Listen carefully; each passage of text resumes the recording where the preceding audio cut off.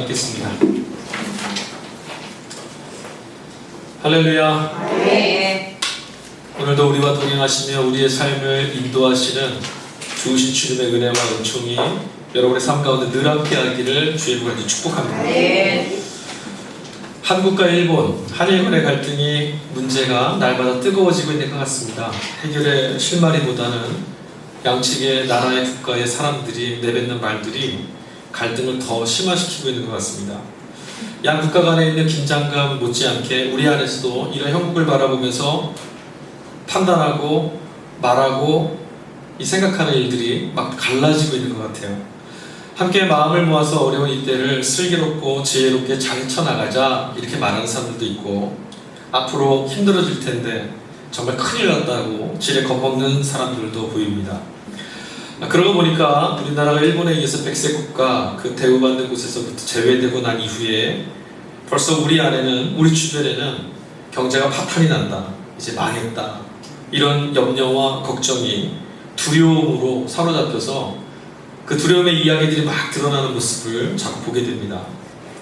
이제 우리가 망하게 되었다는 그 공포 조성, 공포 분위기가 조성되고, 이 모든 것이 우리 정부의 문제고 잘못이니까 일본에게 사과하고 사죄해서 은혜와 은택을 좀 입자, 이렇게 말하는 뜨악한 이야기들도 들려옵니다.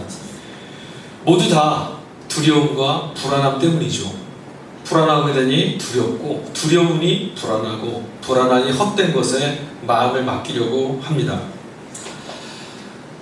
골드만삭스라고 한 미국의 신용평가 회사가 있어요. 그 회사가 뭐라고 평가를 했냐면, 한일 간의 문제가 어떤 이 갈등의 문제 때문에 인한 직접적인 피해보다는 더 걱정인 것은 불확실성의 문제가 더 큰 문제다, 이렇게 지적했어요.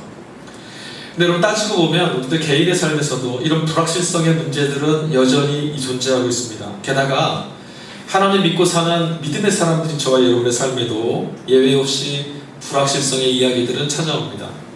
내일을 봐도 또 오늘의 삶을 돌아봐도 확실한 건 잘 보이지 않죠.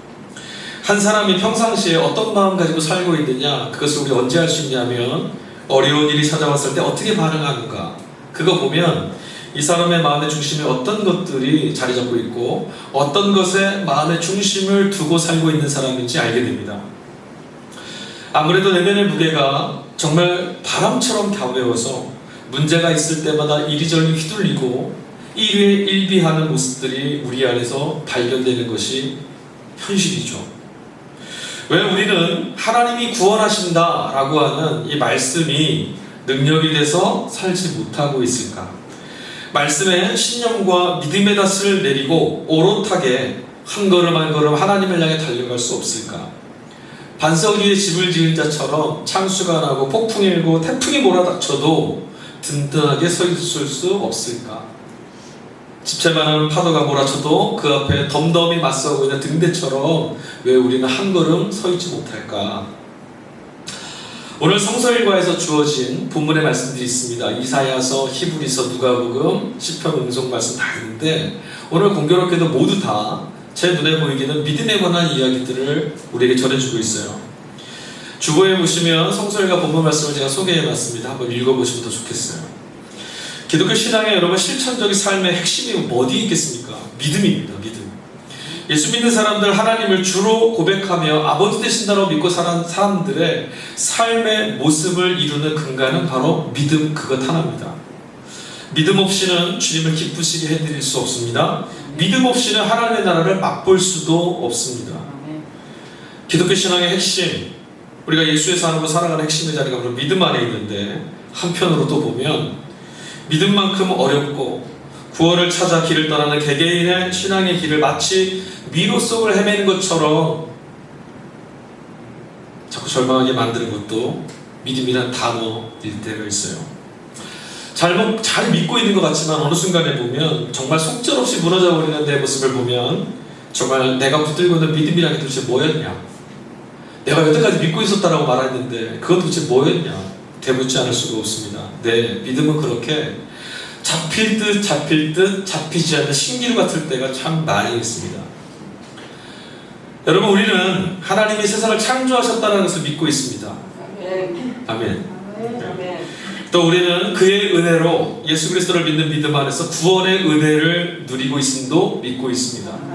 그리고 오늘 우리는 세상의 불의와 불법에 맞서 온전히 이루실 하나님의 창조의 완성이 그리스도에 있는 예수님이 다시 오시는 그날 종말의 때에 반드시 이루어질 것도 믿고 살고 있습니다. 믿으시죠?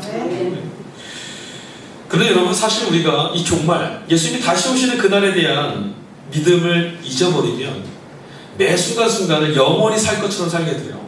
그렇다고 해서 풍성하게 사느냐? 그렇지 않습니다. 끝이 없이 영원할 것처럼 우리 인생을 살게 되면 어느 순간부터 우리의 매일의 일상은 퇴락과 부패함으로 치닫기 마련입니다. 그러고 보면 정말 우리가 믿고 있는 이 종말론적인 긴장감, 주님이 언제 오실지 모른다고 하는 이 긴장감, 도둑처럼 찾아오실 것이라고 하는 기대감이 우리의 신앙과 우리의 삶을 진부해지지 않도록 붙잡고 도와주기도 합니다. 그러니까 종말을 믿는 사람은 하루하루의 일상이 무료해질 수가 없어요. 많은 것을 하고 바쁘게 살면서도 허무와 공허 가운데 살아가는 사람들도 있습니다. 그런데 또 한편으로 아무것도 하지 않지만 유유자적하면서 사는 것 같지만 믿음 안에서 충실한 삶을 살아가고 열매를 맺는 사람들도 있습니다. 믿음은 참 중요한 겁니다. 믿음이 있으면 열매 맺으며 걸어갈 수가 있어요. 그러나 믿음이 없으면 아무리 열심을 떨고 부산하게 살아도 그 삶의 열매가 맺히질 않습니다. 여러분, 하나님이 계신 것과 그가 당신께 나아가는 이들에게 상 주시는 분이심을 믿으시기를 바랍니다.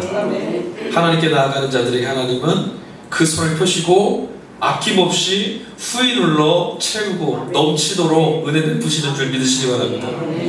여러분, 이 믿음이, 이런 믿음이, 하나님을 향한 이 믿음이 우리의 삶의 진정한 자유와 평안과 구원을 인도해 줍니다. 그러나 여러분, 또 한편으로 우리는 이 믿음을 상투적인 종교의 언어로 바꿔서는 안 됩니다. 그냥 교회 다닌다고 하니까, 예수 믿는다고 하니까, 내가 그리스도인이라고 하니까 난 그냥 믿는 거야, 이런 상투적인 언어가 되면, 강압적인 도구가 되기 시작하면 절대로 안 됩니다. 그렇기 때문에 우리의 영혼은 구원받지 못합니다. 믿음이 종교적인 그 상투적인 언어로 허투루 고백되기 시작하면, 혹은 누군가에게 믿음을 가져야만 한다고 하는 억압이나 강요가 되는 순간부터 믿음은 자유일 수가 없고 긴장과 두려움, 정죄와 폭력의 도구가 되고, 그런 모습들이 자기를 망치고 타인도 망치고 해치게 되는 흉기가 되어버리고 맙니다. 이거 우리는 많이 봐왔어요. 그리고 알고 있습니다. 믿음 좋다고 말하는 사람들이 흉기처럼 말하고 다니는 거, 그렇게 다니시진 않죠? 오늘 우리가 읽은 성서일과의 제1독서는 이사야서 본문인데요, 이사야서 그 본문의 분위기가 아주 엄중합니다. 이스라엘을 향한 하나님의 말씀이 무척 무겁습니다. 하나님 뭐라고 말씀하시냐면, 내가 너희를 견딜 수가 없다, 이렇게 말씀하세요. 너희들 너무 가증하고 너희들 너무 허탄하고 가식적이다. 너희들의 거짓말을 내가 참아낼 수가 없다, 하나님 이렇게 말씀하십니다. 책망하세요. 도대체 어떻게 살았길래, 하나님의 백성이라고 말하는 이스라엘 도대체 무슨 짓을 저질렀길래 하나님이 이렇게 말씀하실까? 그들이 드리는 제물이나 안식일의 예배, 성회, 절기, 이 지키는 모든 것들, 하나님을 향해서 드리는 이 귀한 것들을 하나님 뭐라고 말씀하시냐면, 내가 이거 받는 걸 견딜 수가 없다. 그만 좀 해라. 이게 내리는 짐이다, 이렇게 말씀하세요.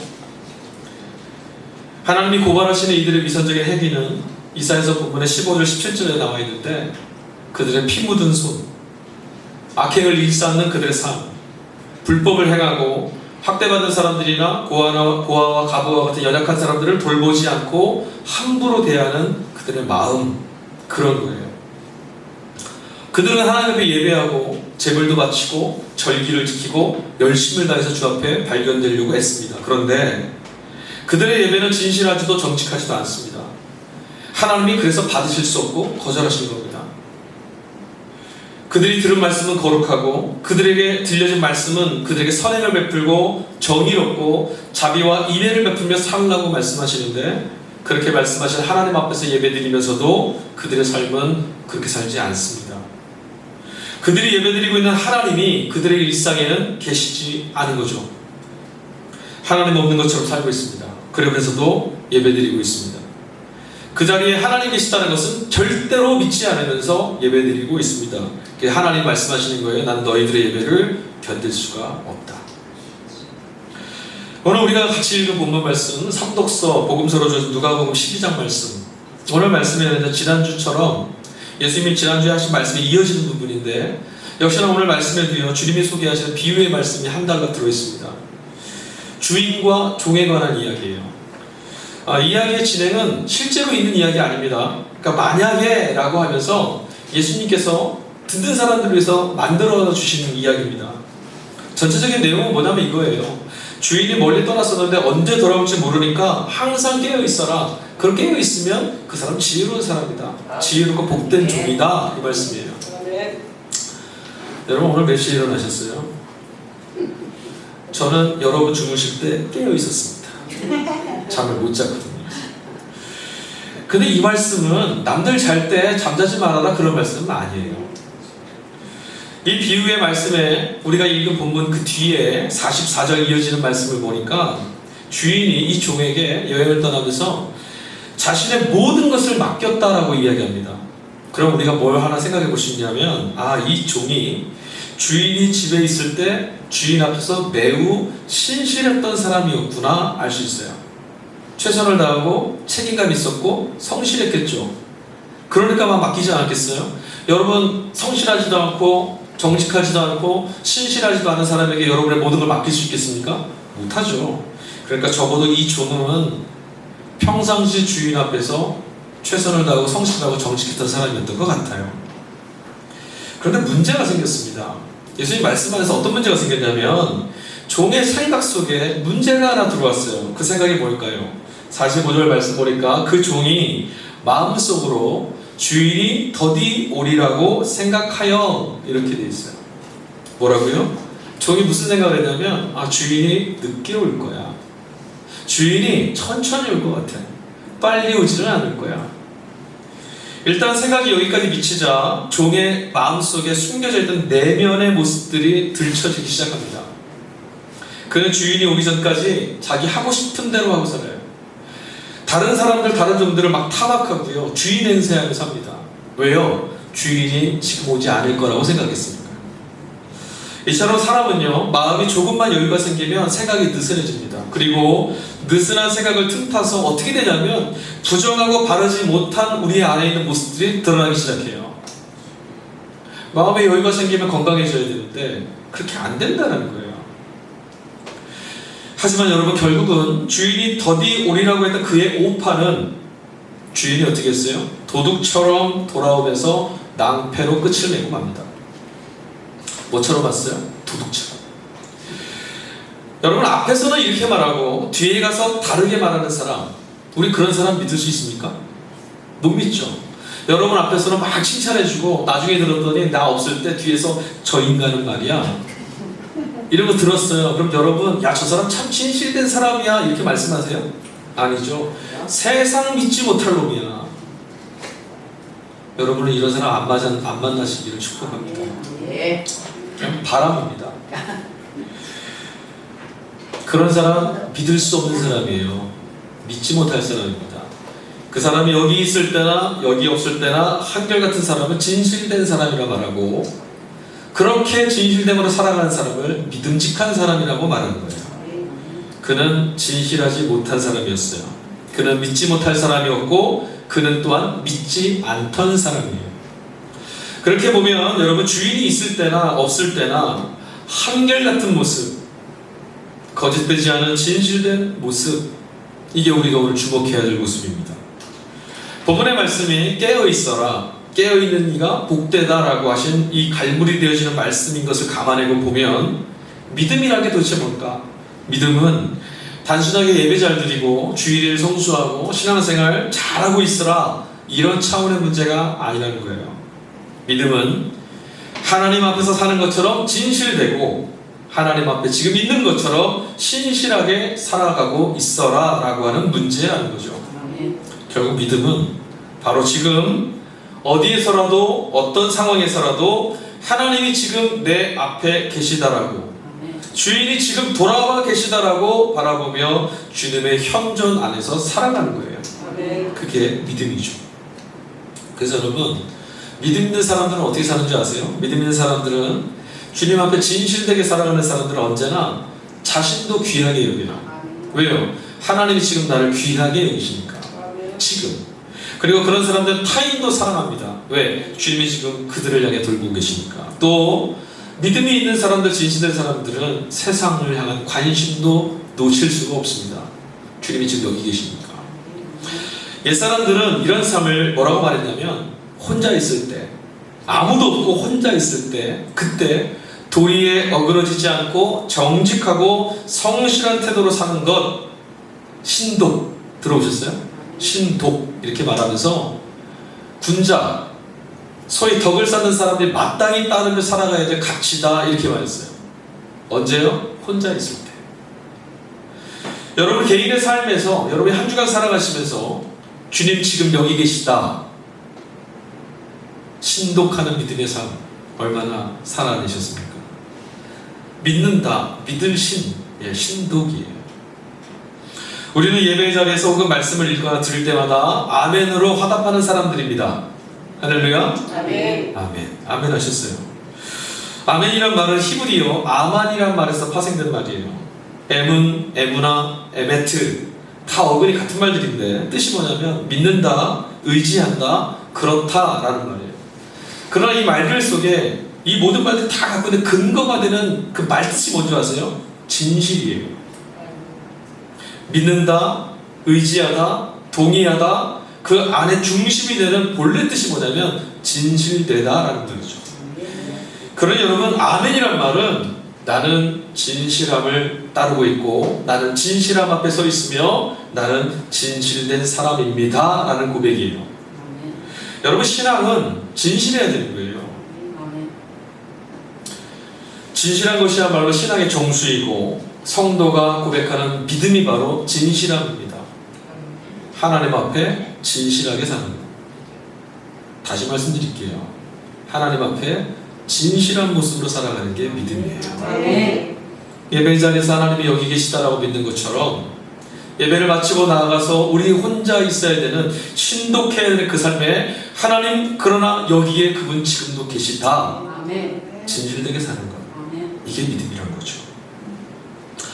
우리의 아멘은 그러므로 하나님 말씀은 진실되고 진리이십니다 라고 하는 고백이기도 하고, 또한 우리가 하나님 말씀 앞에서 말씀을 듣고 있을 때 아멘 하는 것은 내가 하나님 말씀을 듣고 있는 내가 하나님 앞에서 나도 역시 그 말씀 따라 진실되게 살겠습니다 라고 하는 고백이기도 해요. 여러분이 그러니까 말씀 들으시면서 아멘 하는 것은 예, 하나님 말씀이 맞습니다 라는 말과 동시에 그 말씀대로 나도 살겠습니다 라고 하는 고백이에요. 그래서 아멘은 예배의 언어예요. 그러니까 예배드리는 예배자들의 입술 속에는 뭐가 있냐면 아멘이란 말에 담기는 거죠. 할렐루야. 네. 말씀이 들릴 때마다, 하나님 말씀이 가슴을 진동시킬 때마다 여러분 아멘으로 응답하시고 아멘으로 받아들이는 그 말씀이 여러분 안에 들어가서 살아계신 말씀의 역사로 성취되어져 가는 그런 은혜가 있기를 간절히 축복합니다. 네. 아멘에 담겨있는 뜻이 뭐라고 그랬어요? 신실함, 진실함, 믿음이라고 했어요. 여러분, 믿음은 믿는 그대로 살아가는 구체적이고 실천적인 모습으로 읽혀져야 돼요. 믿습니다라고 말했는데 그대로 안 살아요. 그럼 안 믿는 거죠. 진리입니다라고 말했는데 다른 거 막 따라갑니다. 그럼 진리가 아닌 거예요. 만약 오늘 본문의 말씀 속의 종이 주인을 정직하게 믿는 사람이었다면, 주인을 향한 그의 믿음이 진실했다라면, 그는 주인을 정말 진실하고 신실하게 대했다라면 그는 주인이 없을 때도 주인이 여기 계신 것처럼 준비하고 살았을 거예요. 근데 주인이 있을 때만 그런 척하고 주인이 없을 때는 안 그렇게 살고 정직하지 않은 거죠. 한결같이 못하게 사는 것, 사람들이 없을 때 슬그머니 드러나는 그 미천, 그게 그 사람의 됨됨이에요. 그 사람의 정체성이 바로 그건 거죠. 아무도 없을 때, 어려운 일이 있을 때 우리가 믿고 있는 믿음의 정체가 드러납니다. 여러분, 우리가 어떻게 눈에 보이시지 않는 하나님이 여기 계시는 것처럼 하나님의 임재가 이곳에 있다는 것을 경험하고 누리며 살 수 있을까요? 그것만 되면 되는 거 아니에요? 하나님 여기 계시는 것처럼 살 수 있으면 우리 삶에 하나님의 역사와 위로가 나타나지 않겠습니까? 아멘. 뭐 어떻게 그렇게 살 수 있겠습니까? 하나님이 여기 계신 것처럼 한결같이 진실되고 정직하게 살 수 있는 것, 그 길이 어디 있겠어요? 히브리서 기자가 믿음장이라고 불리는 오늘 본문의 말씀 11장 말씀을 뭐라고 이야기를 시작하냐면 믿음은 보이지 않는 것들의 실상입니다 이렇게 말해요. 그럼 한번 질문해 볼까요? 보이지 않는 것들의 실상, 우리가 지금 주목하는 건 실상입니다. 꼭 보였으면 좋겠고 꼭 경험했으면 좋겠고 꼭 내 손에 붙잡았으면 좋겠다, 꼭 실제로 이루어졌으면 좋겠다라고 말하는 그 보이지 않는 것, 그거 뭐예요? 우리는 그 보이지 않는 걸 이렇게 생각합니다. 내가 바랬던 것, 소원, 소망, 그런 걸로 대체시키죠. 근데 여러분, 히브리서 기자가 말했던 실상처럼 봐야 되는 그것, 그 보이지 않는 것은 그런 게 아니에요. 뭘 가지고 믿음으로만 보면, 믿음이 있어야만 그 보이지 않는 게 실제로 보여집니다. 꼭 보셔야만 합니다. 그게 뭐였냐면 하나님이에요.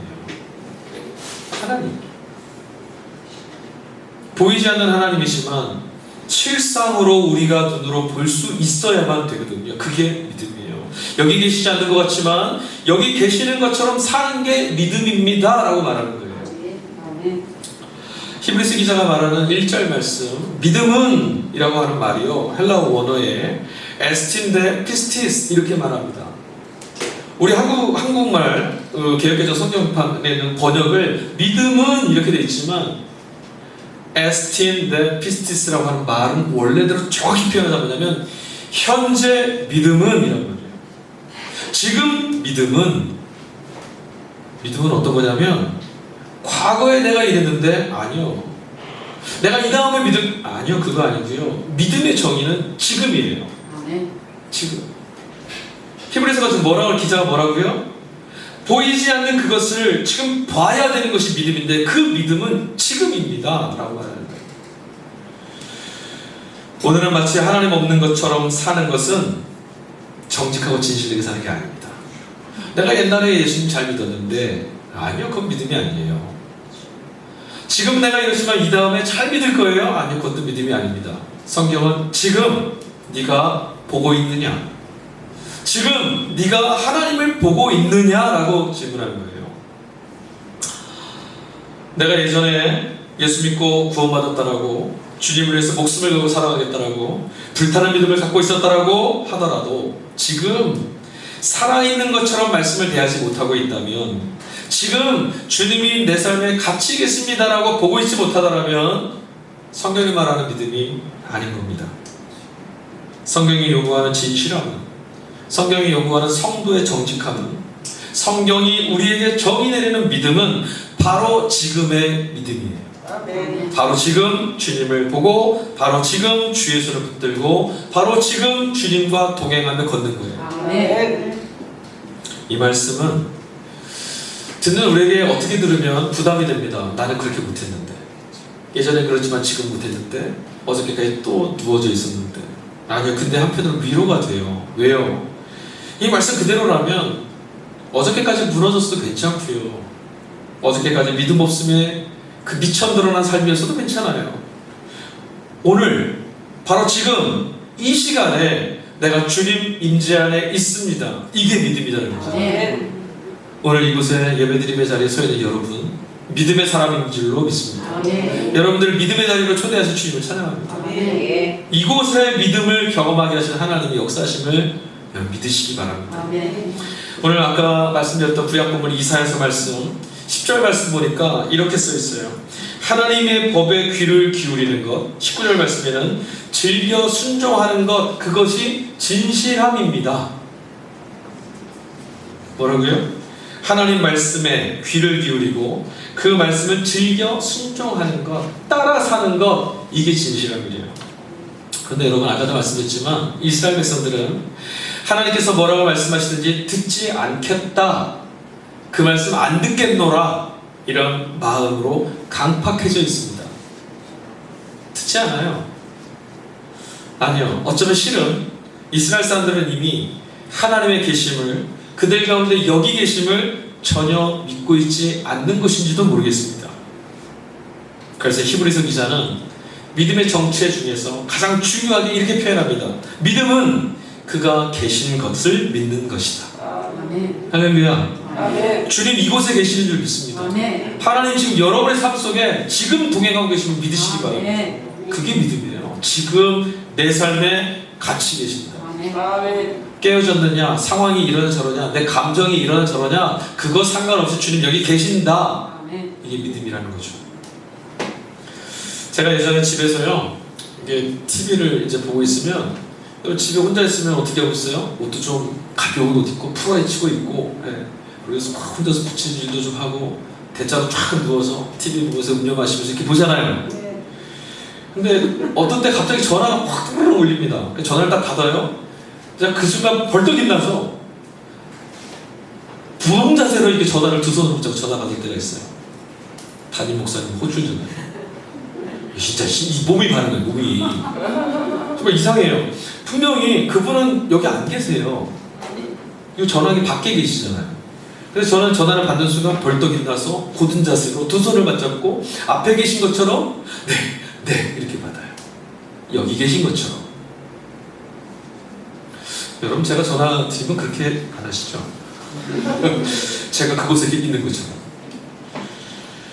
여러분 우리는 하나님이 계심을 믿는 사람들이에요. 아멘. 어디에요? 언제요? 지금 아멘. 내 삶에 아멘. 이곳에. 아멘. 세상이 하나님으로부터 왔음을 믿고 그분이 역사의 주관자이심을 믿고 그분이 우리의 주인이심을 우리 믿고 있습니다. 그래서 우리가 지금 이곳에 예배하는 거 아니겠어요? 그리스도인들의 삶, 성도의 삶은 말씀을 들었으니 들은 말씀대로 살아야 하고 예배를 드렸으니 예배를 받으시는 하나님 앞에서 사는 것처럼 살아야 되고 기도했으면 어떻게 살아요? 기도한 대로 믿으며 사는 거예요. 아멘. 하나님 앞에서 사는 거죠. 어떤 사람들이 있습니다. 어떤 사람들은요 여기에 계신 하나님을 믿음의 사람들로 바라봅니다. 그럼 어떤 사람들은 하나님 믿는다고 말했지만 여기는 안 계신다라고 삽니다. 우리 지난 한 주간은 어땠습니까? 내 삶에 지금 여기에 하나님이 계신다라고 믿었습니까? 아니면 지난주 예배 드릴 때 그 예배당 안에 하나님 계셨어 이렇게 살았습니까? 우리는 어떻게 하면 지금 이곳에 여기 계신 하나님을 믿으며 살 수 있을까요? 그 몽골이란 나라가 있어요. 몽골 아세요? 몽골? 중국 그 위쪽에 티베트 쪽에 있는 곳이에요. 지금 사막화가 되고 있어서 참 문제인데 그 몽골 사람들이 사는 집이요 가죽으로 이렇게 둘둘 마른 집이 동그랗게 생겼습니다. 보셨어요 혹시 TV에서? 네. 동그랗게 텐트처럼 생겼는데요 그 집 이름을 게르라고 해요. 게르. 몽골 사람들은 양을 치는 사람들이에요. 그래서 양들이 풀을 뜯는 곳을 향해서 이사 다녀야 돼요. 그러니까 우리처럼 뭐 30평짜리 40평짜리 아파트처럼은 안 돼요. 거기 풀 떨어지면 이사 가야 되거든요. 그 풀은 금방 떨어지잖아요. 그 사람은 천막을 치고 사는데 이 게르를 지을 때 얼마나 걸리는 줄 아세요? 얼마 정도면 집 한 채 지을까요? 네? 한나절. 한 시간이요? 바로 너무 우습게 보셨어요. 3시간 걸린대요. 3시간이면 친대요. 예전에 그 TV 프로그램에서 이 삶이 뭐 체험하는 게 있었는데 거기 보니까 한국 사람들이 가서 집 짓는데 하루 왼종일 걸리더라고요.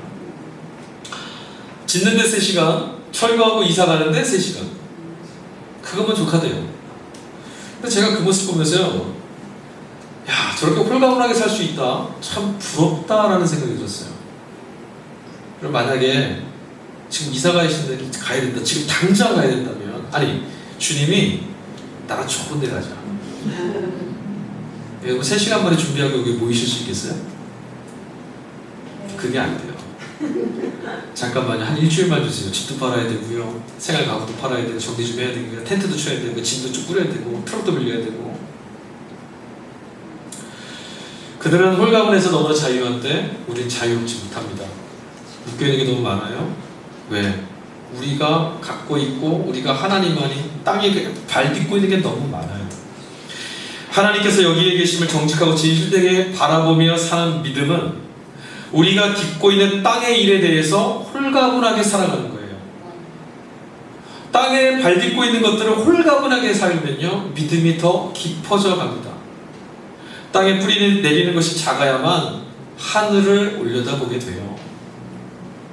나는 왜 믿음이 안 생길까?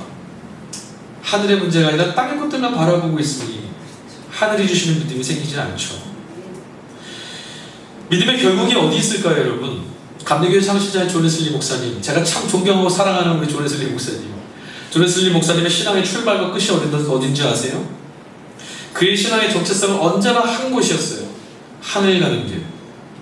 어떻게 하면 성도가 이 믿음의 길 가운데 이탈하지 않고 하늘을 향해 올곧게 걸어갈 수 있을까? 우리가 어떻게 하면 시련과 역경 앞에서도 무너지지 않고 하늘을 향해서 한 걸음 한 걸음 매일의 삶 가운데 하늘을 바라보며 살 수 있을까? 웨슬리 목사님 이거 하나만 목적으로 삼고 살았어요. 그의 전 삶이 오직 이곳만 향하고 있었던 거죠. 믿음의 사람들의 삶이 다 이렇습니다. 땅의 일에 홀가분해질수록 하늘이 자꾸 눈에 들어오기 시작하는 거예요. 하늘의 가치를 발견하고 그 나라의 실제를 믿으며 살아갈수록 땅의 일이 붙드는 중력과도 같은 그 권세로부터 우리 자유롭게 돼요. 이 염려가 많고 왜 이렇게 근심이 많고 하나님 나라에도 그런 일이 있습니까? 없어요. 그래서 우리의 마음과 우리의 삶을 어디로 옮겨야 되냐면 하늘로 옮기는 거예요. 그때 비로소 모든 타락과 탐욕과 쓰러짐과 나태함과 무너짐과 연약함, 사단의 공격을 이기고도 남음에 있는 거룩한 삶이 이루어지는 겁니다. 성경은 그래서 끊임없이 어디를 쳐다보래요? 하늘. 끊임없이 누구를 보라고 하죠? 주님. 다른 거 없어요. 신앙이요, 우리 신앙이 깊어지고 하나님의 백성으로 사는 것, 믿음의 결실을 맺으며 사는 것 다른 거 없습니다. 하나님의 나라 바라보고 그것을 초대하신 주님을 바라보고 사는 거예요. 네. 여러분 주님을 믿으십니까? 네. 하나님 믿으세요? 네. 하나님 살아계신 믿으십니까? 네. 그 살아계신 하나님이 여러분의 삶에 지금 계심을 믿으세요? 네. 지금 여러분 안에 계세요. 네. 우리의 삶이 무너지고 우리의 오늘이 퍽퍽해서 가는 이유가 뭔지 아세요? 정말 돈이 없어서 우리 인생이 이렇게 저주스럽습니까? 정말 건강이 안 좋아서 우리가 못 사는 겁니까? 상황이 나빠졌고 세상이 이러니까 그냥 이렇게 살 수밖에 없는 겁니까? 그러면 성경은 우리에게 페이지를 열어주면 안 돼요. 조금만 있다가 열어라. 살만해지면 그때 가라. 살만해지면 예수 믿어라. 그때 내가 좀 더 도와줄게. 아니요, 성경 그렇게 말하지 않습니다. 진짜 문제는 믿음이 없어서예요. 하나님이 여기 계신다, 주님이 내 삶과 동행하신다는 믿음이 결핍되어 있으니까 지치고 고나고 숨 막히고 괴로운 거예요. 하늘이 아닌 땅을 향하고 있는 눈을 거두어내지 못하고 주님이 여기 내 삶에 함께 계심을 정직하고 신실하게 진실되게 믿을 수 없기 때문에 우리는 자꾸 뒤로 돌아갑니다. 우리는 먼저 주님 앞에 진실돼야 되고 우리는 그리고 말씀 앞에 정직해져야 됩니다. 네. 어디 앞에요? 말씀 앞에. 지난주 금요일에도 제가 김동기한테 말씀드렸는데 하나님 말씀 앞에 정직하게 서세요. 그럼 하나님 말씀이 여러분의 삶을 책임져 주실 겁니다. 네. 하나님 말씀이 역사가 있다는데 왜 안 나타나냐고. 거짓말 아니잖아요, 이 말씀이. 하나님 말씀 앞에 신실하게 살아가시면 진리인 말씀이 여러분의 삶을 하나님의 역사를 이루는 삶으로 만들어 가실 줄 믿습니다. 네. 히브리서 기자가 서신서 오늘 말씀 11장 16절 말씀에 이렇게 말합니다. 그들이 이제는 더 나은 본향을 사모하니 곧 하늘에 있는 것이라. 이러므로 하나님이 그들의 하나님이라 일컬으심 받으시기를 부끄러워하지 아니하시고 그들을 위하여 한 성을 예비하셨느니라. 할렐루야. 그들이 누굽니까? 히브리서 기자가 지금 얘기할 때요, 히브리서 11장을 읽어보면요, 믿음으로 어떤 사람은 믿음으로 누구는 이렇게 계속 나오거든요. 그리고 16절이 그렇게 말하는 거예요. 그런 믿음의 사람들은 뭐라고요? 더 나은 본향을 사모하는 사람들입니다. 하나님의 나라를 바라보고 살고 있으니 믿음으로 그 사람은 하나님만 바라보고 있으니 그들은 믿음으로 그렇게 되는 거예요. 근데 하나님 뭐라고요? 그들을 부끄러워하지 아니하시고 그들의 하나님과 일컬음 받으시고 그들을 위하여 뭐라고 해? 한 성을 예비해 놓으셨다. 할렐루야.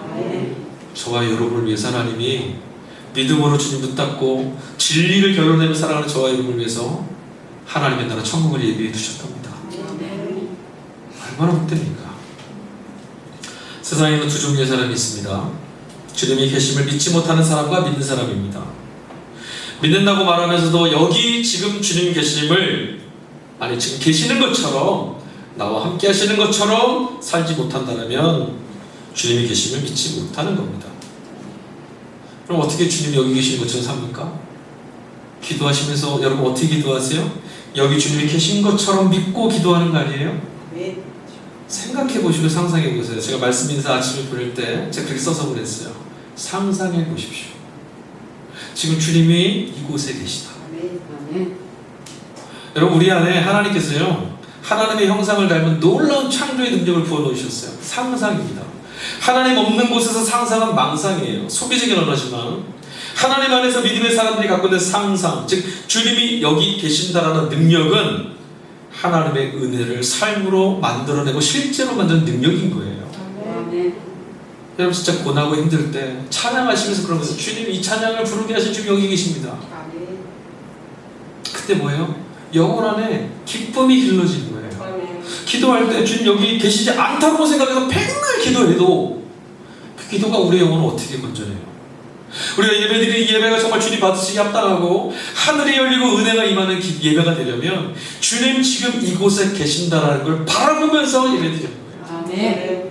여러분 예배 마치고 돌아가시는 여러분 삶에 가셔서도 성도는 늘 뭘 봐야 돼요? 주님 이곳에 계시다. 나를 위해 예비된 성읍이 저기 있다. 그러면 여기 깨진 거 별거 아닙니다. 별거 아닌 것만이 아니에요. 깨어진 것들이 회복되는 걸 볼 수 있게 돼요. 나 아무것도 없어 라고 했던 이 모습에 채워지는 은혜를 보게 된다라고. 이렇게 못 산다라고 원망했던 삶이 하나님이 채워주신 기쁨으로 충만하게 차고 넘침을 보게 되는 겁니다. 여러분 한번 해보세요. 주님 여기 계십니다라는 믿음으로 한번 여러분 삶을 조명하고 해석하면서 매일매일 살아보세요. 여러분 저는 헬스장 안 가거든요. 제가 욕심이 많아서 운동하러 갔다 보면 꼭 병이 들어요. 그냥 할 만큼만 하면 이게 건강해지는데 오버페이스를 많이 해서 열심히 막 한 다음에 아파서 한 몇 달 쉬어요. 원상 복귀. 그래서 안 가요. 그래서 혼자 운동해요. 제가 하는 운동 별거 없어요. 사이클을 타거나 푸시업을 하거나 별거 없습니다. 그거 한다고요 하루아침에 몸이 막 우락부락해지지 않아요. 근데 뭐가 있어요? 일주일을 하고 한 달을 하고 1년을 하고 2년을 하고 3년을 하면 바뀝니다. 여러분 믿음의 자리에서 믿음이 실제가 되는 삶이요 여러분 매일매일 한번 살아보세요. 야 믿어도 안 되더라 기도해도 안 되더라 그런 게 어딨냐? 왜요? 그렇게 안 사니까 그렇죠. 주님이 지금 우리와 함께 계세요. 여러분 안에 지금 같이 계신 거예요. 그것을 약속을 우리에게 증거해 주기 위해서 예수님 십자가 달려 죽으신 거예요. 그리고 부활하셨잖아요. 간절히 축복합니다. 간절히 권면드립니다. 내 안에 주님 계신다. 여러분 이렇게 외치면서 사세요. 그걸 기도하고 사세요. 찬양하고 사시는 거예요. 예수를 여러분 경배의 대상으로만 삼지 마세요. 예수님이 지금 우리의 마음속에 같이 계신다는 것 믿고 사셔야 되는 거예요. 자꾸만 속으로 움츠러지게 만드는 그런 삶이 있을지라도 마음을 여러분 추슬려 세우시고 십자가를 붙들며 살아가는 겁니다. 그러면 그분의 임재 안에 거하기 위해서 깨어나고자 하는 우리들을 성령께서 주 계신 곳으로 인도해 주실 줄 믿습니다. 한 주간 주님과 동행할 때 살아계신 주께서 여러분의 인생과 삶을 구원의 길로 기쁨과 감동과 감격의 삶으로 하늘의 은혜를 충만하게 부어주시는 그런 기쁨의 삶으로 인도해 주실 줄 믿고 또 그리 되기를 간절히 축복합니다. 우리 제가 찬양한 곡 같이 불렀으면 좋겠는데요. 이 찬양 부르고 같이 기도했으면 좋겠습니다. 신실하게 진실하게 거룩하게 살게 해주십시오. 앞으로 뒤에 있습니다. 여러분 우리가 예수 믿는다고 말하는 건 믿는 대로 사는 거예요. 믿는 대로 살려면 용기 있어야 돼요. 주님 이렇게 말씀하셨으니 여기 계시니 그렇게 하시겠지. 우리 그냥 따라가기만 하면 되는 거죠. 따라가는 자는 생각을 많이 하는 거 아니에요. 그냥 따라가는 거예요. 주님 내 안에 계시다. 아멘. 내 깨어진 삶 안에 주님 계시다. 아멘. 그러니 바뀌는 거예요.